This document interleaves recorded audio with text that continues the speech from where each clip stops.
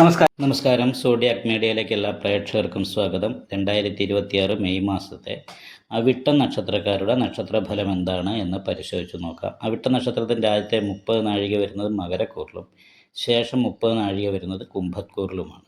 അപ്പോൾ മകരക്കൂറുകാരെ സംബന്ധിച്ചിടത്തോളം 6-ാം ഭാവത്തിൽ വ്യാഴം നിൽക്കുന്ന സമയമായത് കാരണം കുറച്ച് ദൈവാധീനക്കുറവുണ്ട്.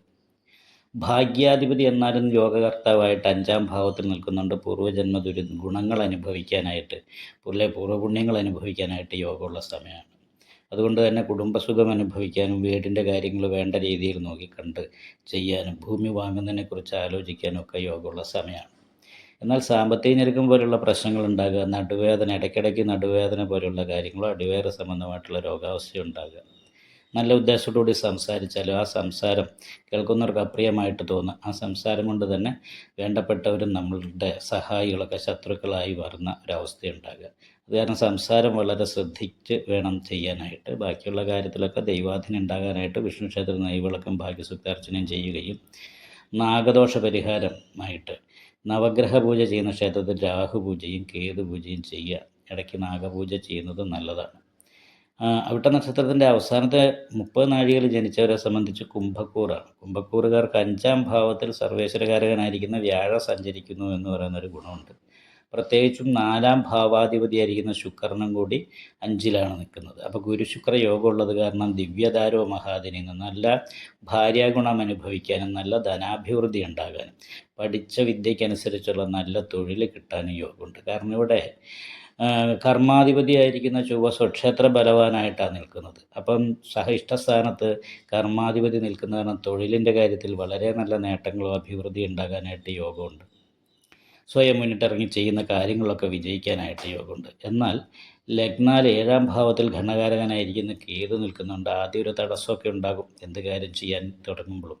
അതിന് ശേഷമാണ് അനുകൂലമായിരിക്കുന്ന ഗുണഫലങ്ങൾ ഉണ്ടാകുന്നത്. വീട് വിട്ട് നിൽക്കാൻ കുറച്ച് യോഗമുള്ള സമയമാണ്. വീട്ടിൽ നിൽക്കുന്ന സമയത്ത് കുറച്ച് ദേഷ്യം എടുത്തിയായിട്ട് ഇതുപോലെയുള്ള പ്രശ്നങ്ങൾ ഉണ്ടാകാൻ സാധ്യതയുണ്ട്. എന്നാൽ യോഗകർത്താവായിട്ട് നിൽക്കുന്നു എന്ന് പറയുന്നൊരവസ്ഥയും ഭാഗ്യാധിപഷ്ട ഭാവേശോപ്യ അശുഭോ ഭാവുഷ്ടിൽ നിന്ന് ഭാഗ്യാധിപതി ഇത് ക്ഷേത്രത്തിൽ പോയിട്ടാണ് നിൽക്കുന്നത് എന്ന് പറയുന്നൊരു ഗുണമുണ്ട്. നിവർത്തി സ്ഥാനാധിപതി 4-ാം ഭാവത്തിലാണ്. അപ്പോൾ അത് കാരണം കൊണ്ടൊക്കെ കുടുംബ സംബന്ധമായിട്ടുള്ള അനുകൂലമായിരിക്കുന്ന ഗുണഫലങ്ങൾക്ക് യോഗമുണ്ട്. വിദേശ യാത്രയ്ക്ക് യോഗമുള്ള സമയമാണ്. എവിടെ ചെന്നാലും നല്ല സഹായങ്ങൾ കിട്ടാനായിട്ട് യോഗമുണ്ട്. ദൈവാധീനമുണ്ട്. ഭാഗ്യാധിപതിയും സർവേശ്വരകാരകനായിരിക്കുന്ന വ്യാഴവും ഒരുമിച്ച് സഞ്ചരിക്കുന്നു എന്ന് പറയുന്നൊരു ഗുണമുണ്ട്. അപ്പോൾ നല്ല ഭാഗ്യങ്ങൾ അനുഭവിക്കാനിടവരാൻ യോഗമുള്ള സമയമാണ്. അപ്പോൾ അത് കാരണം കൊണ്ട് ജോലിയുടെ കാര്യത്തിലാണെങ്കിലും വലിയ ദോഷമില്ല, തൊഴിലിൻ്റെ കാര്യത്തിലാണെങ്കിലും ദോഷമില്ല.